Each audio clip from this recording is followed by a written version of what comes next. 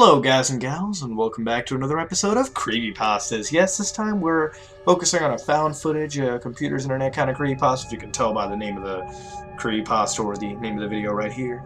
This one is called Morbus.avi. That being said, let's dive right into this creepypasta. I was doing what I normally did at the ungodly hour of 2 a.m., messing around on YouTube or Facebook, or some other website I could use to entertain myself.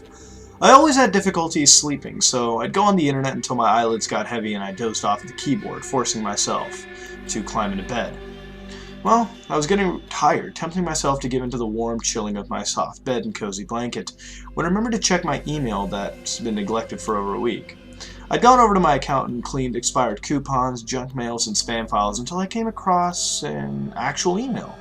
The peculiar thing about this email, however, is that the account that linked the attached file was illegible. The text had run over itself, creating a scrambled and rather disturbing-looking collection of dark chicken scratch. Well, my computer was quite hot, seeing as I'd been on it for God knows how long. I probably messed with the text or something. I don't know. The email had no description, no comment, nothing. There was merely a video file attached, nothing more. The file was named Morbus.avi. Morbus. Weird. I've heard that word before somewhere, but I couldn't recollect where. I had conflictions deciding whether or not to download it and watch, but I was curious. I blame it on the night high and the desperate need to bore myself. Curiosity has shaken the sleep from me. I caved and downloaded the video, finding no virus or threat to my computer, according to the file scan I'd installed. When the video finished its 20-minute download, I observed the thumbnail of the video, a dark room with a metal table, a single light bulb dangling from a mirror string over it. The soft glow from the bulb barely penetrated the dark, it just barely illuminated the table. I hit play and the video began, a static that lasted for 45 seconds and cut to the dark room with the metal doctor's table in the center. A large metal cabinet backed against the wall behind it. The large table was lit up in the middle of the room. There was no sound, oddly enough. The video was completely mute. The quality of the video was awful and very grainy. It blinked to static a moment every few minutes. The camera that recorded this must have been very cheap. It was a bit frustrating to watch. Finally, after about 5 minutes, a human figure walked in front of the camera, dressed in a dark coat and gloves. They wore a pale white plague doctor's mask with a hood, keeping every inch of their body concealed. Red goggles bulged from the pale mask, hiding its eyes. The disturbing thing about it was its towering height. It was so tall. It'd have to be at least 7, maybe 8 feet at least. Its arms were chillingly long, their fingers had, notched, bony sticks. The person motioned for something behind the camera, crooking their scraggly finger at something I couldn't see. 2 other doctors, much smaller than the other doctor, dressed in similar garb came into view, carrying something on a stretcher. There was a large white sheet draped over what looked to be a body. This was getting weird. What the hell was this? I furrowed my eyebrows and continued to watch, my skin prickling ever so slightly. The figures placed the sheet-covered figure on the table and whipped it off, revealing a man strapped to the gurney. He looked terrified, his eyes wild and filled with fear. A leather strap was belted across his mouth, keeping him from screaming out. His forehead glistened with sweat and his chest heaved. I felt my stomach lurch. I hope to God this was some sick bit of a horror movie, and that none of this was real. I had enough. Pausing the video and shutting the laptop, I didn't like horror movies. I didn't like scary things. I climbed into bed and let my heart slow down, trying to calm my rattled nerves. It's a fake video, I told myself out loud. This is ridiculous to get so freaked over. It's definitely fake. A video some people made. It's supposed to scare people, probably a teaser for some new movie. I let out a breath and turned over, relieved I talked myself out of being so scared. I was a baby, such a baby. The next day I felt kind of lousy. My head ached and my stomach felt like it was full of rocks. I got out of bed, dressed, and went to work. I trudged through the day, irritable and sick. I went home, still feeling like crap, but couldn't make myself go to sleep, even after taking a few sleeping pills. Since I obviously wouldn't be sleeping anytime soon, I sat in my chair and switched on my computer. I messed around online, playing some video games and listening to music. I took my mind out of my aching stomach, taking a sip of water I had gotten from the kitchen for another pill. I remember the video from the other night. It did look kind of interesting, if that didn't sound too creepy. And it was fake anyway, so there was no harm in watching it again. I opened the file, and it was back where I'd left off. The man was strapped to the table, the figure in the mask hovering over him. I hit play again and started to watch the rest of the video. The man was lying on the table, struggling against his bonds. There was no sound at all, so I couldn't hear a thing, but I imagined he was making quite the racket. The tall, gangly figure pulled a blade from the small cart beside the table and lifted it into the light, making the knife shimmer. The man on the table began to cry, shaking his head wildly, his face red. The figure pulled a small box from a pocket in their coat. Small white text popped onto the screen. Subject has been confirmed with the infection. Immediate surgery has been directed. They slipped the recorder back into their pocket and lowered the knife into the man's exposed stomach, slicing down. I cringed. No anesthesia? Ugh. Ugh. The man shook his head and thrashing wildly, trying to escape the binds that held him down, obviously failing. The figure merely continued the incision, placing the blood-stained knife back onto the cart. He pulled his gloves on tightly, securing them, then reached into the man's stomach and oh, I had enough. I didn't want to watch it anymore. Fake or not, this was disgusting. My stomach felt awful. Oh, worse than before. No wonder, I was probably just being a baby, but I hated gore. It made me sick. I sat up from my chair and shut off the computer, crawled into bed, sick to my stomach, and flopped onto my mattress. The world was full of sick things. My dreams were plagued by nightmares on the second night. I saw them, standing in the dark concrete room in a circle with the tallest doctor in the middle. My dream was in the same crummy definition as the video. Each time the video blinked into a brief second of static, the masked man in the middle moved just a bit. It wasn't really a movement, more like a twitch. Around the third or fourth time, the static spiked my dream. There was a symbol etched into the concrete wall behind them, written in white chalk. It looked like a cross. The static blinked again, and the doctors were suddenly lined against the wall. Tallest in the middle of them, the chalk symbol was now littered with bloody handprints. I woke up screaming into my pillow, my entire body so hot I felt on fire. I screamed and screamed, even though my throat felt like somebody had shoved a hot rod down it. My roommate burst into the room and grabbed me by my shoulders, calling my name. Sweat beaded from my wet hair, pouring down my forehead. My stomach cramped up and I doubled over in agony and was instantly sick. I couldn't stop screaming. Screaming I couldn't see, that my brain was exploding in my head. I instantly blacked from the pain. When I came to, my roommate was on the computer watching the video. I blinked, ignoring the throbbing agony in my head and stomach, and limped over to him. Why are you watching that? I asked, trying to keep him from getting sick again. I don't know, it was on your screen when I came in after after I what? Dude, you were screaming like a dying cat and emptied your stomach out everywhere. There was vomit all over the floor. I looked behind us, wincing at the cramps in my stomach and muscles, and looked over to the floor. It didn't look like vomit, but more like the oil from a car. This came from me? I asked, my stomach flopping and retching in my body. Don't puke. Yeah, I don't want to move you until you're awake. Then we better get you to a hospital. I shook my head quickly. No, it's fine. I'm fine. I hated hospitals. I hated doctors. No way. No way. Dude, I know you're scared of doctors' offices and shit, but you vomited black crap. That's not natural. I just shook my head again and again, insisting I was fine. He just rolled his eyes and muttered, "Your funeral." I limped back to my bed and watched Brian, the aforementioned roommate, look at the video. He shook his head from time to time, sometimes going, "Oh God." When the video ended, he turned to me. A funny look plastered on his face. Dude, this is disgusting. Why the hell would you watch this? I shrugged. Someone sent it to me. I didn't watch the whole thing. Brian rolled his eyes and shook his head. He got up from the chair and walked from the room, returning with a mop and cleaned up my vomit. "You owe me, you asshat," he growled. He dumped the mop into the bucket and walked out the door, not leaving completely, before popping his head back in. "By the way, would you please not scream your freaking head off when you decide to have a panic attack? You scared the shit out of me. I thought you were dying." When he left and the cramps ceased, I went over to my computer and sat down. The video was still up, but I was hesitant to finish it. The video is so vile. But his curiosity made him reach for his mouse and hit play again. The video started again with static, and the figure stepped before the camera again, but this time, the several others went immediately to the table carrying a sheet-covered gurney, carrying the man. The sheet was removed, but this time it wasn't the same person. Well, that wasn't right. This was a different video? No, this was the same one. The same awful video definition, dark and grainy. But this wasn't the same person, no. His hair was longer. He was slightly shorter than the other guy. I continued watching, confused, and a bit unnerved, and the beginning started as normal. The beaked figure slipped a recording device from his coat in a similar situation and muttered into the box. White text popped onto the screen. "Subject has been confirmed with the infection. Immediate surgery has been directed." The first doctor cut into the stomach, but then reached into the stomach and, again, began removing the small intestine.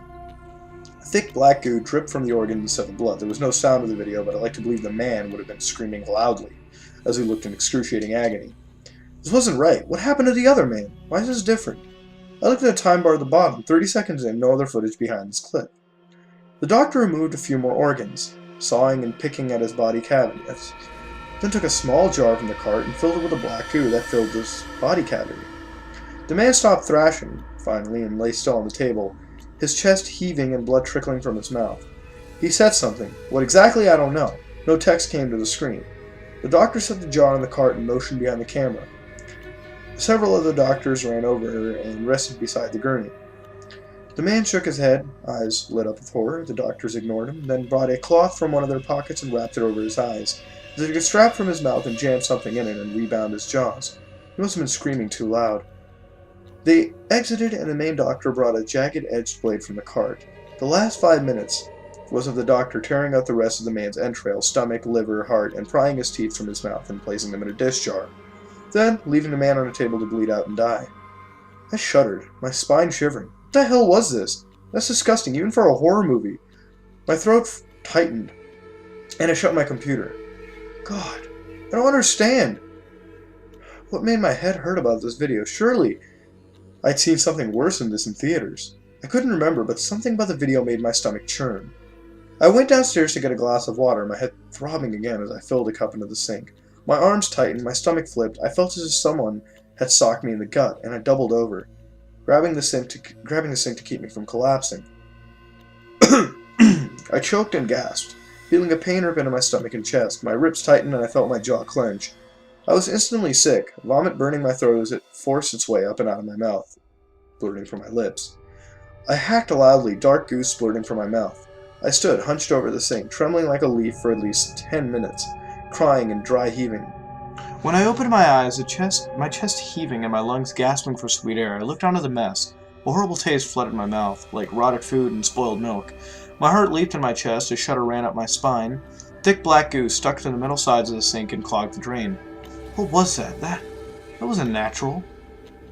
What's happening to me? I gasped, placing a hand onto my soaked forehead. I tried to catch my breath, my chest still heaving, my mind overflowing with painful thoughts. Was I dying? God, please no, there's so much I haven't done yet, so much to do. The agony was unbearable. I tried calling for Brian until I remembered he had work today and wouldn't be back until late tonight. I was alone in our house, shaking and vomiting black fluid and possibly rotting from the inside. I was too exhausted to look for my phone and call a doctor. Everything just hurt. Almost like someone had shoved my muscles into a meat grinder. I was in so much pain, blinding white pain. I refilled another glass after I dropped and shattered the other in a goo-filled sink, then crawled into bed. I needed rest. I needed to get some sleep. I wasn't thinking right. I wasn't processing things right. I pulled the sheets over my head, flopping down on my side, my stomach rattled in my body, twisting and flopping about. Part of me wouldn't mind dying, at least I wouldn't be forced to suffer through this. Despite the throbbing in my head, I settled into an extremely uneasy sleep. Once again, the doctors invaded my sleep. They stood around me, binding my wrist to a cold steel table, the light that dropped from the ceiling gleaming in my eyes. They dripped with dark, oil-like liquid, like they were constructed of it. It leaked from beneath their masks, dribbling into the floor, onto me as they towered over me. Whispers and hisses filled my ears, like a room full of hushed arguments. I couldn't scream out, couldn't call for help. The beaked figures surrounded me, scalpels and blades, clutched in their dripping, gloved fingers. I could feel them cutting into my flesh, the cold metal of their instruments biting into my skin. They ripped and tore into me with different saws and blades, black goop dripping from my wounds instead of blood. The pain was unbearable, blinding, as they cut into me like a science class dissecting a frog. I felt a sensation of being watched, eyes boring into me as I watched myself being opened up and shredded from the inside. I slowly turned my head. There were so many. So many people lining the walls, their chests and stomachs gouged open, their intestines coated in black grime and coiled into the floor. Their eyes gazed over the blank. Some hung from the walls, others lay limp on the floor. They watched the doctors crowd me, tools in their hands. My mind was reeling in terror. I screamed at me to do something, say something, but I couldn't. The man from the second video sat against the wall, blood dripping from his mouth. He lifted his pale face to look at me, and he merely smiled. Blood caked in his toothless gums. He grinned and stared up at me with his milky eyes, then uttered one thing. Don't let the doctor find you. I woke up sobbing, my heart slamming against my chest like a steam hammer. I felt like my skin was on fire and I couldn't cease my shaking. What was happening to me? What was wrong with me? My stomach felt as though someone had repeatedly smashed their fist into it. I could barely move, could barely even groan. I checked the time. 10:57 p.m. Thursday. I slept for 5 days. 5 fucking days. I cringed as I tried to get up, my entire body throbbing and pulsating. I had never in my life felt so much pain, never felt so sick. Brian, I groaned, not moving from my bed. No answer. Brian? Silence. I slowly rolled off from my bed, clinging to the sheets as I stood. I needed my phone. I needed to call him and get to a hospital. My entire body was being washed over with agony. As my feet touched the carpet, my stomach lurched. I threw up all over the floor. Black fluid spurting from my throat. Oh God, I was dying. I'm dying! I was going to be in the newspaper. Found on my floor, rotted from the inside out. The thoughts just made everything worse, and they forced me into a dry, heaving panic attack. I pulled my phone from my nightstand and dialed 911, then listened to it ring. Once, twice, 3 times. Suddenly, a loud burst of static erupted from the speakers of my phone. I cried out and dropped it, holding my hand to my now throbbing ear. The static still screamed out from it, even though I'd practically thrown it across the room. What the fuck was going on? I left my room and hobbled to Brian's room. His bed was empty. I ran my hand over the mattress, cold. He hadn't slept in it. The sheets were messy and thrown back, unusual for Brian, seeing as the guy was a total neat freak. Black liquid ran from my lips and down my chin. I choked on it, heaving and shaking until I vomited all over Brian's clean carpet. I felt so weak. Where was he? I needed to sit down. I sat on Brian's bed, my head in my hands. I couldn't drive to the hospital myself. I could barely walk, let alone operate a vehicle, and drive 40 miles to the nearest hospital. As I drowned myself in guilty, frightened thoughts, I heard a ringing break the silence from Brian's bedstand. His phone was going off, and the caller ID showed as Angela. I grabbed the phone and answered it frantically. Angela? Angela, it's Michael. Michael? Michael, there you are. Where the hell's Brian? She demanded, frantic and sounding afraid. Wait, what? Nobody's seen him in 5 days. We went to your house, saw you sleeping, but he wasn't there. He hasn't been to work or gone to school, and he hasn't answered his phone. The phone trembled as my hand started to shake. 5 days? He's missing, I whimpered. You haven't seen him? No, I haven't. Listen, Angie, I need your help. I need an ambulance. I need you to... The line went dead. I stared at the phone screen, shaking. No service. I dropped the phone and limped out to my room, my stomach tying itself in tight knots. I used my computer to get help. Facebook, Skype, somehow.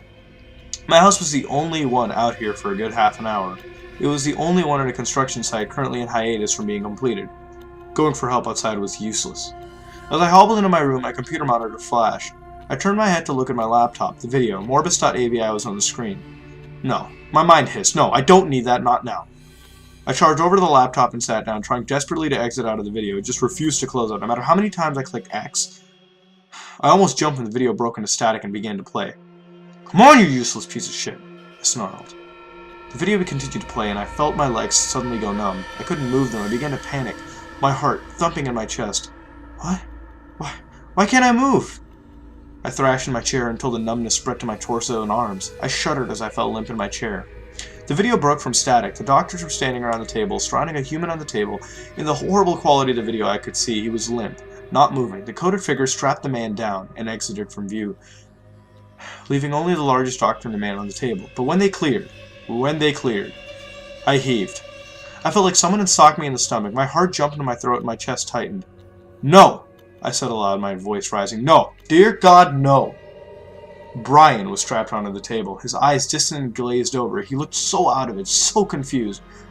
I choked back my sobs, watching the screen in horror. The beaked figure raised a recording device to his face, as he'd done twice before. My spine tingled as the same text appeared on the screen. Subject has been confirmed with the infection. Immediate surgery has been directed. No! I wailed, screaming at the laptop. No, no, no, no, no! Brian's been missing for 5 days, Angie's voice rang in my head. This had to be some sick joke. Some sick, disgusting, cruel joke. Please, please, please let him just reset my clock. Have everyone involved trick me into thinking my best friend was missing for nearly a week. Let it be a joke. But my hopes were crushed as I realized Brian's legs had been snapped at impossible angles, the bone jutting from his knees, blood caked on the splintered joint. There was no way that could be special effects. For over 15 minutes, I watched the figure carve into my roommate as it did with the others, tearing his stomach to shreds with the many bladed tools on his small cart. Brian didn't thrash, didn't even cry out. He just observed in sheer horror as his body was opened up and pulled apart before him. Tears ran down my face. The dark circles beneath his eyes, such a contrast to his pale skin. He was staring into the camera like he knew I was watching, anguish in his lightless eyes. The masked creature placed his bloody tools on the cart beside him. The jar of black goo and organs next to the red-stained utensils. Brian, still clinging to life, tilted his head weakly towards the figure. He looked so tired, so weak, such a contrast from the last time I'd just seen him. Why? The text appeared again. I suspected it was Brian who spoke. The figure wrapped his gloved fingers under the table. Then more text. Because you've been infected. We are ending all the suffering the world might bring you. The suffering you might bring the world. I saw Brian give a shudder, then fell limp. The figure crooked a claw-like finger to behind the screen, and the rest of the masked people unbound him and carried him away. I expected the video to end there, but instead the doctor stepped up close to the camera, facing me. His pale white beak looked so close to the screen it could have been protruded from the monitor. The scarlet goggles that hid his eyes glimmered under the mask, his true eyes concealed from view. He was still for a few minutes, just staring at the camera. Suddenly, slanted white text filled the bottom of the screen. Do you see what you've done? The screen blinked into static, and my laptop went black. I buried my arms, agony racking my body. I felt tears sting my eyes and stream down my cheeks. I sobbed loudly, begging to a god I was no longer sure existed. No. Why? Why us? Why us? We'd never done anything wrong. Never been bad people. Why is this happening to us? My questions were never answered. My body was enveloped in searing pain, so bad I screamed out, clutching my head. Black goo flowed from my jaw, dripping down on my chin. My throat. I was choking, heaving, unable to get air. My mouth was filled with the taste of rotting meat and trash. My throat burned. I felt as though someone had jammed a hot iron down it and pressed the molten metal against the walls of my stomach. I'm dying, I thought bitterly. I'm going to die. I coughed and choked, the black vomits splattering on my front, my lap, my desk, everywhere. I gagged. Trying to catch my breath, my vision blurred. I was so distant, so lightheaded. My body began to shut down. I gave a massive shudder. The drum in my head not ceasing to beat against my skull. I felt myself slip away into unconsciousness, and soon darkness had me in its grip. When I awoke, I was met with a bitter, salty taste of leather in my mouth. I was bound to a cold steel table, my sight blinded by a bright light above me. The rest of the room was pitch black, so dark that I couldn't see past 2 feet ahead or to the side of me. Ignoring the agony that rolled through my body in waves, I tried to understand my situation. Reality slapped me in the face, and I was engulfed in cold truth as I started to stare at the blinking red light of a very odd-looking camera not too far away from the table I was held to. I screamed despite the binds clenched between my teeth. Tears trickled from my eyes, which I instantly jammed shut so I couldn't see the horrific scene before me. I shook my head and thrashed in my bonds, trying to escape, trying to get away. I was held fast to the cold metal table. My struggles were rendered useless. When I opened my eyes, still clouded by dizziness and sickness, I saw them. 5 of them. Their pale beaks pointed down on my face. I sobbed, my muffled voice bouncing through the nearly empty room. My throat burned as I pleaded through the leather scrap. Dark fluid dribbling past my muzzle. The tallest one waved the others away, then returned to my side, lifting a metal scalpel in the gloved hand. I felt death threaten to wrap its icy hands around my throat as I ran through my situation. This wasn't a dream, it was an awful nightmare. I wouldn't wake up in a hot sweat, my heart slamming against my chest in relief. No, this was real.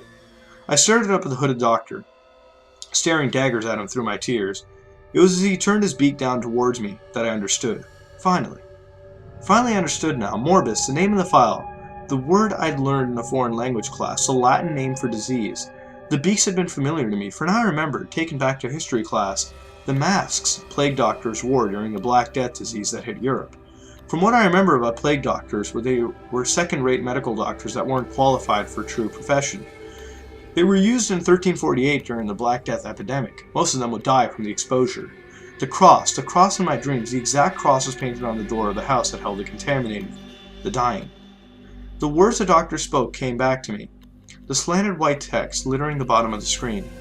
Subject has been confirmed with the infection. Immediate surgery has been directed. I realized it, understood it. I had been so ill, so gut-wrenchingly sick that I couldn't think clearly, but I got it now. We were infected. Infected by a disease that rotted us from the inside. The video infected me, and now the doctors had to take care of me. They were ending the suffering the world may cause me, the suffering I would cause the world. That's why I felt so bad about the video, the awful feelings it gave me because it was real. The plague doctor that stood before me snapped at his glove, still clutching the scalpel. Then, he pulled a recording device from his pocket. The dead, hollow voice rattled through my head. It was such a disgusting voice. A voice broken with disease and age. Subject has been confirmed with the infection. Immediate surgery has been directed. Well, well, well, that was long as hell, but was it good? Yes, it really was. Now, first off, I really liked the build-up and description, and I was able to picture everything going on. Now, I do wish it was a little shorter, as it could have cut out some unnecessary details, but moving on, I liked the whole concept, and it vaguely reminded me of Funny Mouth in a way, even some console meme. But, moving on there, the whole concept was unique, using a video as this infectious material and the slow build-up as we see like, these numerous people being tortured. And I found the themes as I read through, you know, the whole Black Plague, the doctors and their masks. And I found, you know, as I read it the first time, I did connect it with the plague, and it was nice to see it intertwined wonderfully into the whole affair at the end. And it was refreshing to see in creepypastas. Now, like I stated before, there were parts that should have been skipped, or we could have skipped through some of the videos and their descriptions in general, as, you know, it would have helped on a time thing. But, you know, it's better to have more detail than to not have enough detail at all, you know, because if we don't have enough detail, we're just filling in stuff that, you know, we really shouldn't have to be filling in. But that being said, you know, that's just a minor gripe that I have. I don't really have much to say on this creepypasta, and nothing really negative about it besides feeling, you know, that there was some light padding. Could it be real, you know? It's tough to say, but, I mean, there's a lot of sick shit that exists in the world today if you just look outside your window or watch the news. But maybe one day, one of you viewers might get a link in your emails at 2 in the morning to some obscure snuff video that intrigues you. I mean, it's possible. You get some weird shit in your spam folder. I'm not gonna lie, I get that stuff too, not the video, but other things. Who's to know who or what that sender is, and if they have the ability to track you. Wait, no, they do have that ability to track you. And who's to say one night you don't get drugged and taken somewhere? Sounds like a movie, right? A horror movie? No. You'd be surprised at how this stuff could actually happen. And with this creepypasta, everything did seem plausible and grounded in reality. So I guess the next time, just empty that spam folder or else. But that's all I really have to say about this. What would you rate this and what would you change to make it better? This has been another episode of Creepypastas. And if you like what you saw, then like, comment, and subscribe. This is me, Mudahar, and I am out.